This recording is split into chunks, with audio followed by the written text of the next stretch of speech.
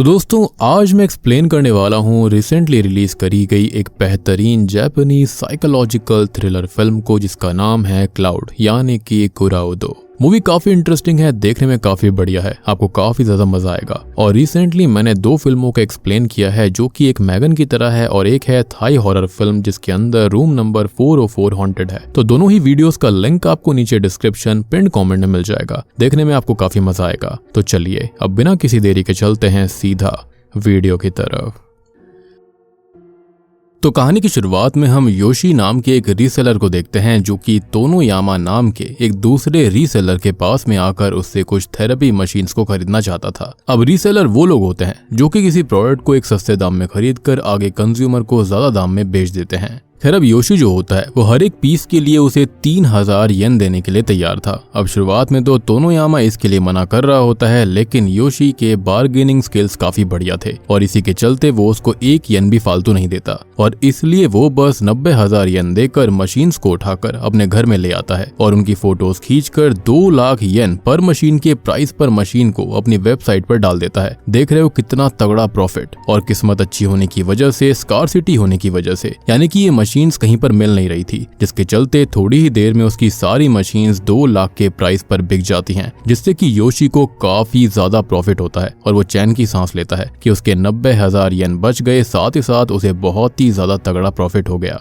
अब वो वैसे तो एक कपड़ों की फैक्ट्री में काम करता था, पर क्योंकि अब उसको पैसे कमाने का एक नया जरिया और चस्का लग गया था, इसलिए उसके मन में लालच और अपनी फैक्ट्री को छोड़ने का ख्याल आता है। उसका मैनेजर ताकीमोतो जो होता है उसको ऐसा करने से रोकने की कोशिश करता है क्योंकि योशी सच में काफी ज्यादा मेहनती वर्कर था एंड ऑब्वियस ही बात है, जो मेहनती होता है ना वो आगे जरूर जाता है और उसे कोई भी रोक नहीं सकता। अब मैनेजर ने उसका प्रमोशन करने की भी कोशिश करी थी, लेकिन योशी उसकी बात को नहीं सुनता और जॉब को छोड़ देता है। ऑब्वियस ही बात है, इतना तगड़ा प्रॉफिट उसने कमाया था तो ये छोटी मोटी जॉब वो क्यों करता। अब आज जब वो अपने घर पर जाता है तो वहां पर उसकी गर्लफ्रेंड अकीको आई हुई थी। उसको सोता हुआ देखकर योशी कंप्यूटर पर जाकर बैठता है और कुछ लिमिटेड चीजों को कम रेट पर खरीदने के लिए देखने लगता है, पर इतने में ही वहां पर अकीको आ गई थी जो कि जल्दी ही अपना घर खाली करने वाली थी और उसको पता नहीं था कि वो कहां पर रहेगी, और इसलिए योशी उसको अपने ही घर में रहने का ऑफर देता है। लेकिन ये घर काफी छोटा था और अकीको चाहती थी कि वो अपना काम छोड़कर योशी के काम में उसका साथ दे, और उसी बारे में सोचते हुए शाम में योशी अपने स्कूल टाइम के सीनियर मिस्टर मुराओका से बात करने के लिए जाता है। अब मुराओका जो थे वो भी रीसेलिंग का ही काम करते थे, यानी कि आपने नोटिस किया होगा कि अकीको जो थी वो कहीं ना कहीं पैसों के लालच में तो थी, क्योंकि उसको बड़ी स्पेस चाहिए थी और छोटी जगह पे वो रहना नहीं चाहती थी। खैर अब यहाँ पर मुराओका के बारे में हम जानते हैं कि कुछ समय से उनका प्रॉफिट अच्छा नहीं बन रहा था। अब रात में अपने घर जाते समय अचानक से योशी की स्कूटी का एक्सीडेंट हो जाता है, जिसका रीजन सड़क के बीच में लगी हुई एक पतली सी तार थी। मतलब कि किसी ने जानबूझकर योशी का एक्सीडेंट करवाने की कोशिश करी, जिससे कि योशी थोड़ा सा परेशान हो गया था। खैर अगले दिन वो अकीको को बताता है कि अब वो अपना काम शुरू करने वाला है, उसने फैक्ट्री का काम छोड़ दिया है, जिससे कि उसको काफी मुनाफा होगा और वो बहुत पैसे कमा पाएगा। अकीको इस बात से काफी खुश होती है, यानी कि पैसे का नाम सुनते ही खुश हो गई, और अब वो भी योशी का साथ देने के लिए मान जाती है। अब शाम में जब योशी मुराओका से मिलने के लिए जाता है तो मुराओका उसको एक ऑक्शन के बारे में बता रहा था, जहां पर 1 मिलियन येन देकर वो काफी वैल्यूएबल चीजों को खरीद कर उन्हें बाद में अच्छे पैसे में रीसेल कर सकते थे। अब मुराओका चाहता था कि योशी उस अमाउंट को पे कर दे, लेकिन योशी इसके लिए मना कर देता है, जिससे कि मुराओका का मूड थोड़ा सा खराब हो गया था। लेकिन वो अपनी पूरी कोशिश करता है कि वो योशी को जैसे तैसे मना ले। अब जब वो दोनों इस बारे में बात करने के लिए एक बस स्टॉप पर जाते हैं तो वहां पर अकीको भी आ गई थी। योशी उसको मुराओका से इंट्रोड्यूस करवाता है और मुराओका अकीको के सामने ही योशी से पूछ लेता है कि क्या आगे चलकर वो इसी लड़की से शादी करेगा, जिस पर योशी हाँ में जवाब देता है। खैर अब जब अकीको और योशी बस से कहीं पर जा रहे होते हैं तो हम योशी की बातों से जान पाते हैं कि अब वो अपने टोक्यो के पुराने अपार्टमेंट में नहीं रहेगा। उसने पास के ही पहाड़ों पर लेक के पास एक बहुत ही सुंदर घर लिया है, जिसमें ही जाकर वो रहने वाले थे। जाहिर सी बात है उसने थेरेपी मशीन्स को बेचकर काफी अच्छा पैसा बनाया था और उसने उससे ही वो घर लिया होगा। तो बेसिकली यहाँ पर योशी ने 59 लाख येन का प्रॉफिट कमाया था, जो कि इंडियन रुपीस में होता है लगभग 35 लाख रुपए, जो कि काफी अच्छा अमाउंट है। और पहाड़ों में उसको घर वैसे भी सस्ता मिल गया होगा, क्योंकि उसने 90,000 येन देकर 30 मशीन खरीदी थी और 2 लाख येन पर मशीन के हिसाब से उसने बेच दिया, जिसके चलते उसे 59 लाख 10,000 येन्स का फायदा हुआ था। और अभी उसने ये सारी बातें अकीको को नहीं बताई थी कि उसके पास में इतने सारे पैसे आ गए थे। अब सोचकर देखो ना, जो इंसान 15-20 हजार के लिए फैक्ट्री में काम कर रहा था उसके पास झटके से 35 लाख रुपए आ जाएंगे तो वो उस फैक्ट्री के अंदर काम क्यों करेगा। एनीवेज, अब यहीं से योशी अपने रीसेलिंग के काम को और भी ज्यादा बढ़ाने वाला था और अकीको भी उसमें उसका साथ देने वाली थी और इस बात से वो दोनों काफी खुश थे। वेल, अब रात में जब योशी अपने घर में होता है कि तभी उसके घर की लाइट चली जाती है और उतने में ही बाहर ताकीमोतो आ गया था, जो कि वापस से योशी को फैक्ट्री में बुलाना चाहता था क्योंकि उसकी फैक्ट्री उसी के दिमाग की वजह से चल रही थी। और एक और रीजन ये भी था कि योशी के काम छोड़ने के बाद से उनका काफी लॉस हो रहा था। अब योशी इससे काफी पैनिक करने लगता है, पर वो ऐसे प्रिटेंड करता है कि जैसे वो घर पर है ही नहीं। ताकीमोतो को ये बात समझ तो आ गई थी, लेकिन वो अभी कुछ नहीं कहता और चुपचाप वहां से चला जाता है। कहीं ना कहीं वो भी समझ गया था कि पक्का योशी ने बड़ा हाथ मारा होगा। खैर, अब अगले ही दिन योशी ने अपने घर का फोन नंबर तक भी चेंज कर लिया था। वो अकीको के साथ अपने नए घर में शिफ्ट भी हो जाता है, जहां पर उसने काफी सारे गुड्स को बेचने के लिए मंगवा लिया था। इवन उसने सानो नाम के असिस्टेंट को भी हायर करा होता है, जो कि सच में काफी अच्छा था। यानी कि सोचकर देखो, एक समय पर वो एक फैक्ट्री के अंदर वर्कर की तरह काम कर रहा था, जो कि काफी अच्छा था, और आज वो खुद मालिक बन चुका है और उसने एक सानो नाम के असिस्टेंट को हायर किया है, जो कि खुद भी काफी अच्छा है। और सबसे बड़ी बात कि सानो बचपन से ही माउंटेन वाले पास के गांव में ही पला बड़ा था, लेकिन हाई स्कूल के बाद टोक्यो जाने पर भी उसको जॉब नहीं मिली थी। और क्योंकि अभी योशी ने उसको जॉब पर रखा था, इसलिए वो काफी ज्यादा खुश था और एहसानमंद भी था। खैर, अब सानो काफी तेज तर्रार था और वो नोटिस करता है कि योशी ने अपनी वेबसाइट पर अपना रियल नेम नहीं डाला था, बल्कि वहां पर राटल लिखा हुआ था, जिसका मतलब पूछने पर योशी उसको इस बारे में कुछ नहीं बताता। इसलिए अभी सानो भी उससे ज्यादा नहीं पूछता। योशी ने अभी कुछ डिजाइनर बैग्स को बेचने के लिए अपनी वेबसाइट पर डाला हुआ था, जो कि उसने 10,000 येन में खरीदे थे, और अब उसने उसका प्राइस बढ़ाकर 1 लाख येन रख दिया था। अब रात में जब उसकी आंख खुलती है तो उस समय तक बस 3 ही बैग बिके थे, जिनको देखकर योशी को थोड़ा सही नहीं लगता।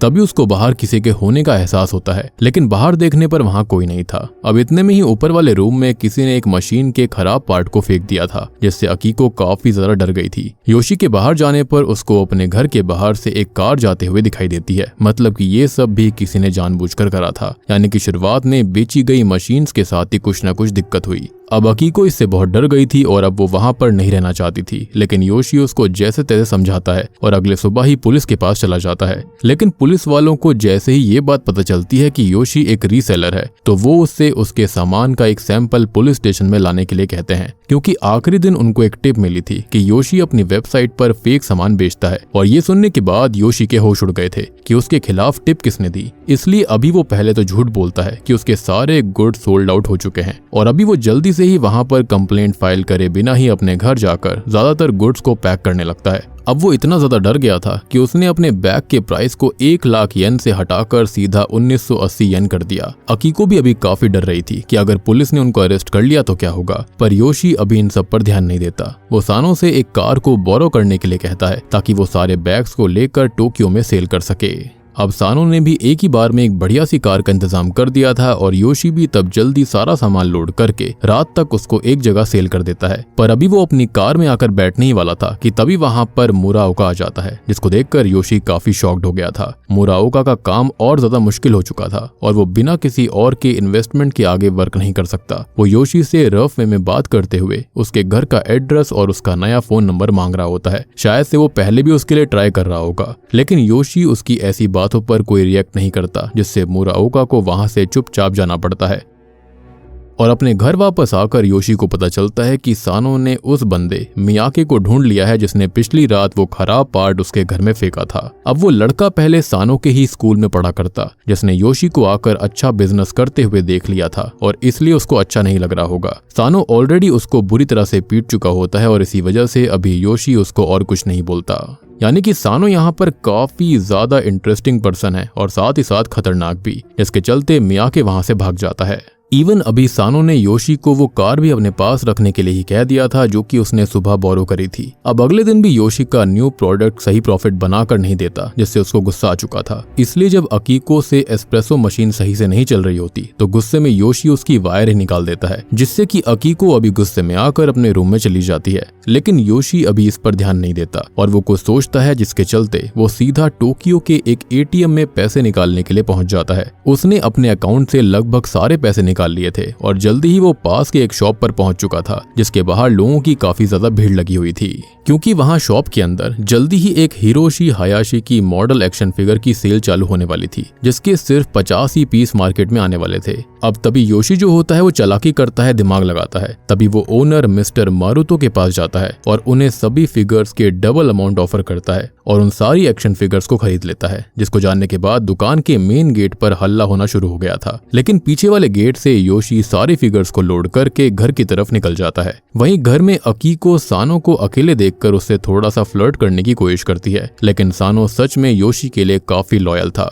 इसलिए अकीको गुस्से में अपने रूम में चली जाती है, जहां पर उसने अपना सामान पैक करके उस घर से जाने का प्लान कर लिया था। यानी कि आप नोटिस करो कि यहाँ अकीको खाली पैसे और यहाँ फिजिकल होने के फिराक में थी, उसको वाकई में यहाँ पर उससे प्यार नहीं था। खैर इसके बाद वो योशी के लिए सानो के पास एक मैसेज भी छोड़ती है कि उसे वहां पर काफी ज्यादा मजा आया, लेकिन अब वो इस तरह से और नहीं जी सकती। खैर अकीको के वहां से जाने के बाद सानो घर के बाहर वही कार नोटिस करता है जो कि उस दिन रात में भी योशी ने देखी थी। सानो अब जितना ज्यादा उस कार के पास जा रहा था, कार का ड्राइवर कार को उतना ही दूर लेकर जा रहा होता है, यानी कि वो उन पर नजर रख रहे थे। अब आगे जब सानो वापस आकर योशी के अकाउंट पर रिव्यूज को चेक करता है तो उसको पता चलता है कि योशी के काफी प्रोडक्ट सच में फेक थे, जिससे कि लोग उस पर काफी भड़के हुए थे, यानी कि महंगे रेट पर उसने कबाड़ बेच दिया था। अब ये सभी लोग जो थे वो राटल यानी कि योशी के घर को ढूंढ रहे थे, ताकि राटल के हाथ लगने पर वो उसको खत्म कर दें, और उतने में ही नीचे योशी आ जाता है, जिसके साथ ही सानो ने एक्शन फिगर्स को उतरवाना चालू कर दिया था। साथ ही साथ उसने अकीको के मैसेज और उसके जाने के बारे में योशी को सब बता दिया।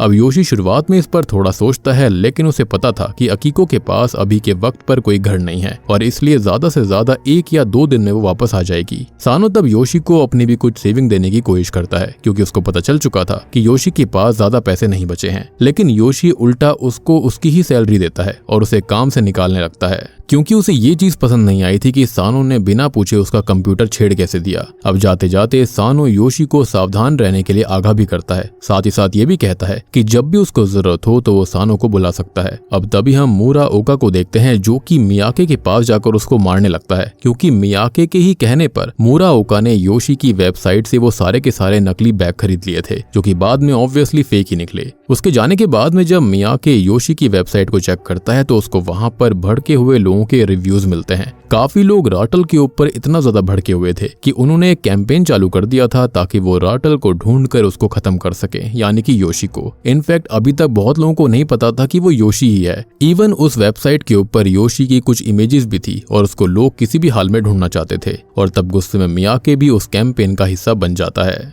अब मियाके जो होता है वो याबे नाम के एक व्यक्ति से जाकर एक गेमिंग सेंटर के अंदर मिलता है। असल में जो गाड़ी शुरुआत में योशी के माउंटेन वाले घर के आसपास घूमती रहती थी वो असल में उन्हीं लोगों की थी, और क्योंकि अभी मियाके ने याबे को राटल यानी कि योशी के घर का एड्रेस बता दिया था, इसलिए याबे उसके घर की तरफ जाने लगता है। अब योशी इन सब से अनजान एक्शन फिगर्स को अपनी वेबसाइट पर डाल चुका था बेचने के लिए, और वो सेल होना भी चालू हो चुकी थी कि तभी अचानक से अपने घर के बाहर वो मियाके को देखता है, जिसने एक मास्क लगाया हुआ था, जिसको देखकर योशी काफी डर जाता है। अब वो पुलिस को कॉल करने ही वाला होता है कि इतने में ही मिस्टर ताकीमोतो उसके घर पर आकर उसको गन पॉइंट पर ले लेते हैं, जो कि उसी कैंपेन का हिस्सा बन चुके थे। अब उन्हें योशी के काम को छोड़ने के बाद से काफी ज्यादा फैक्ट्री के अंदर नुकसान हुआ था, और इसलिए उसी बात का बदला लेने के लिए उन्होंने योशी की फोटो देखकर उस कैंपेन को ज्वाइन कर लिया। इवन ताकीमोतो उस रात की वजह से भी गुस्से में था, जब उसके घर पर आने पर योशी ने ऐसा दिखाया था कि वो घर पर है ही नहीं, और योशी उसको काफी समझाने की कोशिश भी करता है, लेकिन ताकीमोतो उसकी बात को सुनना ही नहीं चाहता था। योशी वहां से भागने की कोशिश करता है, लेकिन अब तक मियाके भी उसके घर पे आ चुका था। ताकीमोतो योशी को शूट करने ही वाला होता है कि तभी उसको किचन से कुछ आवाज आती है, जो कि असल में एस्प्रेसो मशीन कर रही थी, जिसको देखकर ताकीमोतो मशीन को ही शूट कर देता है। उसे लगा वहां पर कोई इंसान होगा, पर तब तक योशी को एक मौका मिलने की वजह से वो भागकर घर के बाहर चला गया था।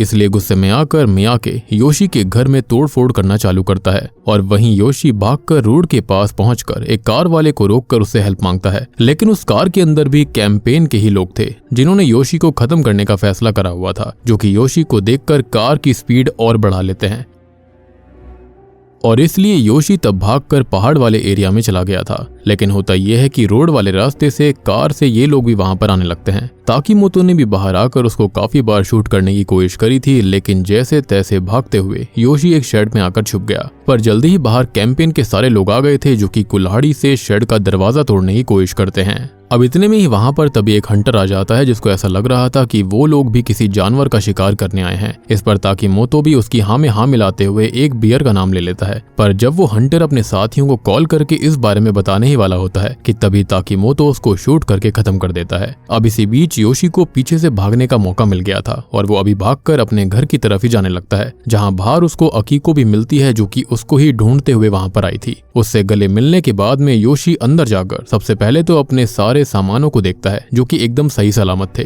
मतलब कि योशी रीसेलिंग के काम से इतना ज्यादा ऑब्सेस्ड हो चुका था कि ऐसे हालात में भी उसको अपने से ज्यादा अपने सामान की प्रॉफिट की चिंता थी। खैर अभी वो अपने कंप्यूटर से अपनी हार्ड ड्राइव को निकाल लेता है और अपना फोन लेकर सोचने लगता है कि आगे उसको क्या करना चाहिए, क्योंकि अगर वो पुलिस को बुलाता तो गलत सामान बेचने की वजह से उल्टा उसको ही जेल हो सकती थी। अब वो कैसे भी वहां से निकलकर एक नई जगह पर वो काम चालू करने वाला था, इसलिए अकीको अभी उसको क्रेडिट कार्ड्स को इस्तेमाल करने के लिए कहती है और योशी भी अपने सारे क्रेडिट कार्ड्स को निकालकर उन्हें अपनी जेब में डाल लेता है। लेकिन अभी वो अपने घर के बाहर जाकर अपने सूटकेस को लेकर आ ही रहा था कि तभी वहां पर मुराओका भी गन लेकर आ गया था, जो कि खुद भी इस कैंपेन का हिस्सा बन गया था और वो भी योशी के बर्ताव की वजह से उसको खत्म करना चाहता था। और कहीं ना कहीं वो इस बात से भी काफी ज्यादा जेलस था कि योशी का काम इतना अच्छा चल रहा है जबकि सेम काम में वो फेल हो रहा था। खैर इतने में ही कैंपेन के बाकी लोग भी वहां पर आ जाते हैं, जिसमें इस बार मिस्टर तोनोयामा भी शामिल था, जिससे योशी ने वो थेरेपी मशीन्स खरीदी थी क्योंकि उसने उसको भी चूना लगाया। अब वो लोग योशी को एक गैस सुंघाकर बेहोश करते हैं और उसको कहीं लेकर जाने लगते हैं। अकीको बस दूर खड़े ये सब देख रही थी। वहीं अब हम सानो यानी कि उसके पहले वाले असिस्टेंट को देखते हैं जो कि बस योशी को लगातार आ रहे थ्रेट्स की वजह से उसके ऊपर नजर रखना चाहता था और इसलिए वो अपने जान पहचान के आदमी से एक पार्सल और एक टैब मंगवाता है जिससे कि वो योशी की लोकेशन को ट्रैक कर सकता था। अब यहाँ पर गौर करने वाली बात ये थी कि सानो जिस आदमी से मिलने के लिए गया था वो अपनी बातों और बर्ताव से काफी ज्यादा इन्फ्लुएंशियल लग रहा था। इवन वो सानो की हर बात को अच्छे से सुन रहा होता है।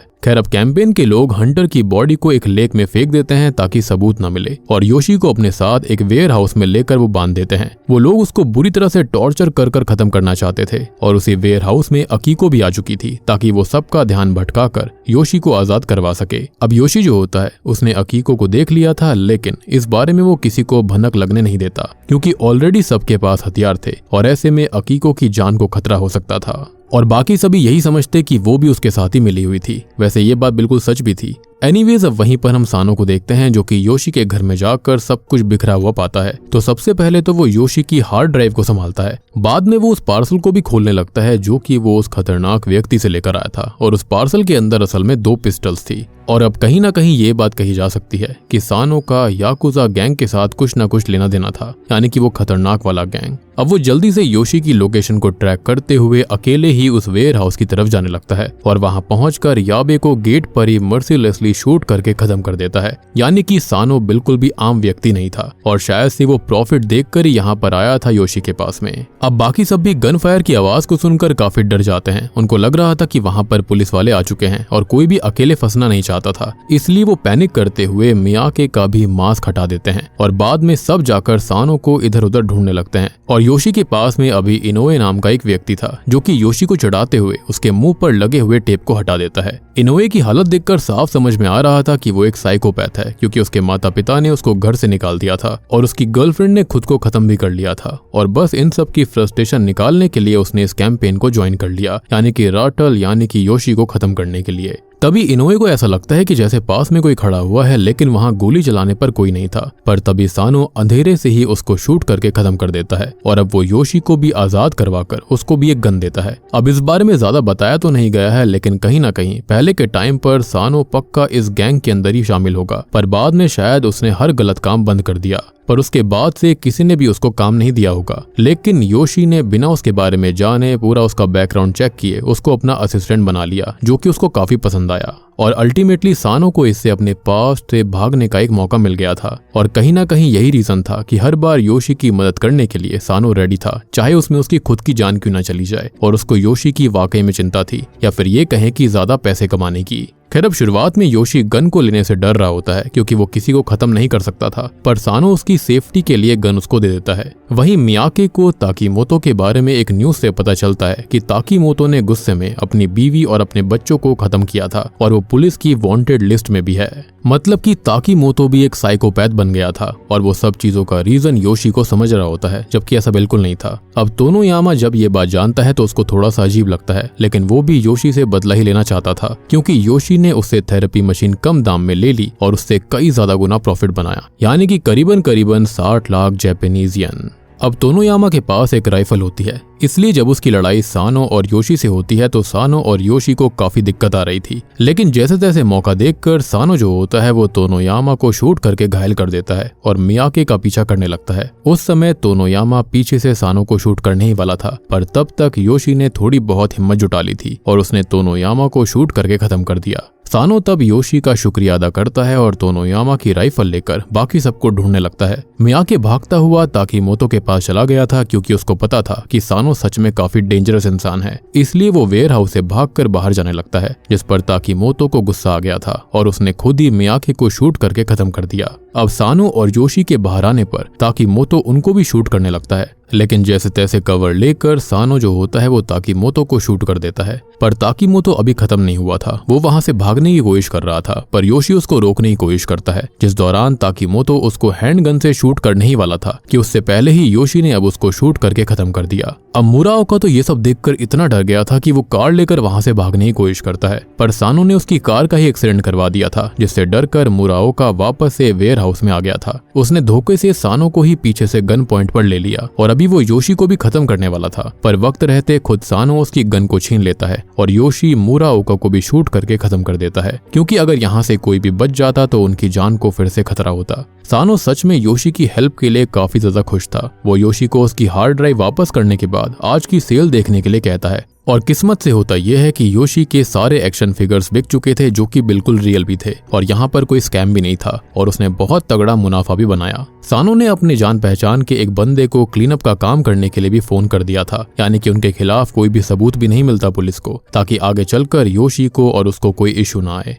अब तभी वहां पर हम अकीको को देखते हैं, जिसके हाथ में एक गन थी। वो योशी को अपने पास बुलाकर उसको गले लगाती है और उससे क्रेडिट कार्ड्स मांगती है। अब सानो जो होता है वो योशी को ऐसा करने से मना कर रहा होता है, क्योंकि कहीं ना कहीं अकीको उससे फ्लर्ट कर रही थी और इस वजह से वो समझ चुका था कि अकीको यहाँ पर बहुत ही बेकार है और वो उसके साथ पैसों की वजह से थी, बेसिकली गोल्ड डिगर थी, और इसलिए शुरुआत से उसने घर और जॉब छोड़ने का बहाना बनाया। साथ ही साथ गुस्से में जाने के बाद भी वो वापस आ गई थी, क्योंकि कहीं ना कहीं उसे पैसे की कमी खली होगी। अब योशी को जैसे ही ये बात समझ आती है वैसे ही अकीको उसको शूट करती है, लेकिन किस्मत से उस गन में गोलियां ही नहीं थी, जिसके अगले ही पल सानो ने खुद ही अकीको को शूट करके खत्म कर दिया था, जिसको देखकर योशी को काफी ज्यादा रोना आता है। पर थोड़ी देर रोने के बाद में वो अपनी किस्मत को एक्सेप्ट कर देता है और सानो के साथ कार में वहां से निकलने लगता है। खैर अब कार के अंदर जब वो वहां से निकल रहे होते हैं तो रास्ते में सानो जो होता है वो योशी को वापस से सेम काम करने के लिए कहता है, जिस पर योशी अभी कुछ खास रिस्पॉन्स नहीं देता, क्योंकि कहीं ना कहीं अभी वो बहुत ही बुरी कंडीशन से निकला था, जहां पर उसकी जान जाते जाते बची और ये काम बहुत रिस्की भी था, पर वो उसके लिए पूरी तरह से डिनाई भी नहीं कर सकता, विच मीन्स की हो सकता है कि उसको इस काम को वापस चालू करने के लिए सोचने का थोड़ा सा टाइम लगेगा। और यहाँ पर हम क्लियरली देख पाते हैं कि जो सानो होता है वो योशी के साथ इसलिए ही था क्योंकि उसको पता था कि योशी का दिमाग बहुत तेज है और उसके साथ रहने पर वो काफी पैसे बना सकता है, और हो भी सकता है कि आने वाले टाइम पर कहीं ना कहीं सानो उसको ही ना खत्म कर दे। लेकिन अल्टीमेटली यहाँ पर देखा जाए तो सानो योशी के साथ बहुत सारे रीजंस की वजह से था। पहले तो यही कि उसने उसका बैकग्राउंड चेक नहीं किया, सेकेंडली उसने उसको काफी अच्छे से भी रखा था, जिसके चलते सानो उसका काफी शुक्रगुजार भी था, और योशी कहीं ना कहीं ये सब काम करते करते अल्टीमेटली किलर बन चुका था। तो अब वो वापस तो मुड़ नहीं सकता, वापस नहीं जा सकता, इसलिए उसको भागते रहना पड़ेगा, शहर चेंज करते रहना पड़ेगा, साथ ही साथ ये काम भी करना होगा, अदरवाइज वो पैसे कैसे बनाता।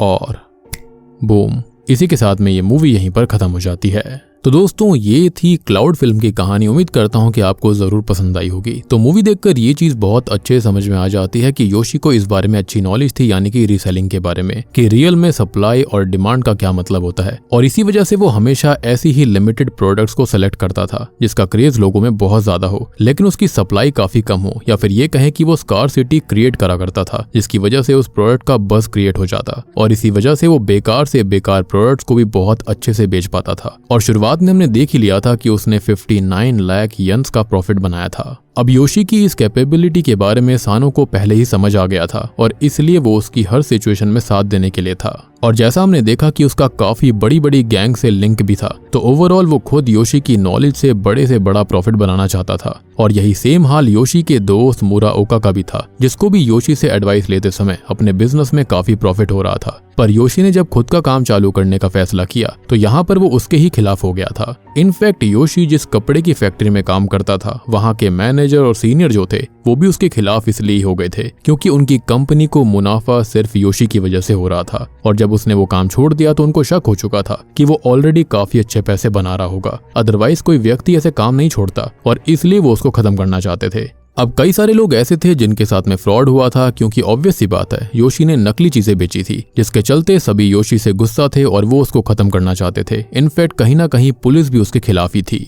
और अंत में तो आप देख ही चुके हो कि जो आगे होगा वो बहुत ही खतरनाक होगा, क्योंकि अब योशी वापस नहीं जा सकता, या फिर ये कहें कि सानो उसे वापस जाने नहीं देगा। बाकी ये जो मूवी है वो रियल लाइफ को भी दर्शाती है। काफी सारी कंपनीज, काफी सारे लोग ऐसे ही होते हैं जो कि इस तरह के काफी सारे स्कैम करते हैं। अब जैसे सपोज करो कि आप किसी वेबसाइट से कोई रिफर्बिश्ड फोन खरीदते हो। अगर सपोज करो आपने उसे 20,000 में खरीदा है, और अगर आप उसको खाली 2 दिन या फिर 1 दिन के बाद ही बेचना चाहते हो तो आपको कम से कम 3 से 4,000 रुपए का नुकसान हो जाएगा। और वो कंपनी वाले उस फोन को अच्छे से चकाचक करके फिर से सेम प्राइस पर वहां पर लिस्ट कर देंगे, और अगला बकरा तैयार रहेगा उसे खरीदने के लिए। तो इस तरह के स्कैम्स रीसेलिंग में या फिर रिफर्बिश्ड में या फिर बहुत सारी चीजों में होते रहते हैं। सो ये मूवी जो है वो उन चीजों को भी पॉइंट आउट करती है। साथ ही साथ अकीको यहाँ पर गोल्ड डिगर थी, जो कि योशी के साथ इसलिए थी क्योंकि वो काफी दिमाग वाला था, पैसे वाला था, और जैसे ही यहाँ पर पैसे आने बंद हो गए थे उसको लगा कि उसे वापस से योशी के साथ जाना चाहिए। तो यहाँ पर यह भी समझ में आता है कि रियल लाइफ में लड़का हो या लड़की हो, कई सारे लोग ऐसा करते हैं जो कि बहुत सारे लोगों के साथ खाली पैसे के लिए रहते हैं। तो इसकी जो थीम है ना मूवी की, वो काफी इंटरेस्टिंग है, काफी बढ़िया भी है। साथ ही साथ ऑब्वियस सी बात है अंडरवर्ल्ड और ये सारी चीजें तो दिखाई गई हैं। तो उम्मीद करता हूँ कि अब आपको ये फिल्म अच्छे समझ में आ गई होगी। मूवी काफी इंटरेस्टिंग है, काफी बढ़िया है, देखने में काफी थ्रिलिंग भी लगती है।